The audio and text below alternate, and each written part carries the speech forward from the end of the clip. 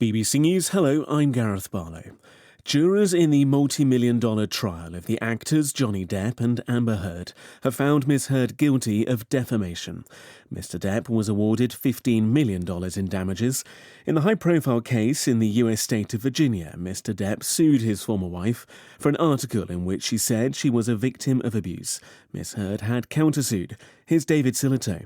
Over 6 weeks, Amber Heard had been accused of lying, faking injuries, fabricating evidence. And online? I receive hundreds of death threats regularly, if not daily.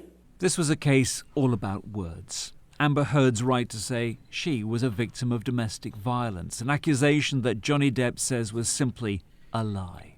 He was the victim here, and the jury and much of the watching public has, after hearing it all, believed him. Russia has accused the United States of fueling the conflict in Ukraine after Washington agreed to send advanced missile systems to Kyiv. Moscow said the decision was a provocation and would discourage Ukraine from peace talks. But the US Secretary of State, Antony Blinken, said it would give Ukraine a stronger negotiating position. Steve Rosenberg reports. Moscow is furious. President Putin's spokesman, Dmitry Peskov, told the BBC that by agreeing to supply advanced rocket systems to Ukraine, the US was purposefully and diligently adding fuel to the fire. America, he continued, has clearly decided to fight with Russia until the last Ukrainian is killed. Russian officials complain that America and Europe are prolonging the hostilities in Ukraine by supplying weapons to Kyiv. And yet, when the Kremlin accuses Washington of adding fuel to the fire, it's simply ignoring the fact that the fire was lit by Russia. The former head of the once powerful Cali drugs cartel has died in prison in the United States, where he was serving a 30-year sentence. Gilberto Rodriguez Orjuela, known as the chess player, was 83 years old. The BBC's Nicholas Rocha has more details. The arrest of Gilberto Rodriguez in 1995 marked the beginning of the end of the Cali cartel, which was considered at the time responsible for around 80% of the world's cocaine market. He was extradited to the US in 2004. Mr. Rodriguez used his enormous power and wealth to bribe police officers and judges, and was even alleged to have financed many political campaigns, including that of the former president Ernesto Samper. He was also considered to have contributed greatly to the demise of his archenemy, the former leader of the Medellin cartel, Pablo Escobar. You're listening to the latest world news from the BBC. The European Commission has given conditional approval to Poland's COVID recovery plan that's been delayed for months over legal concerns.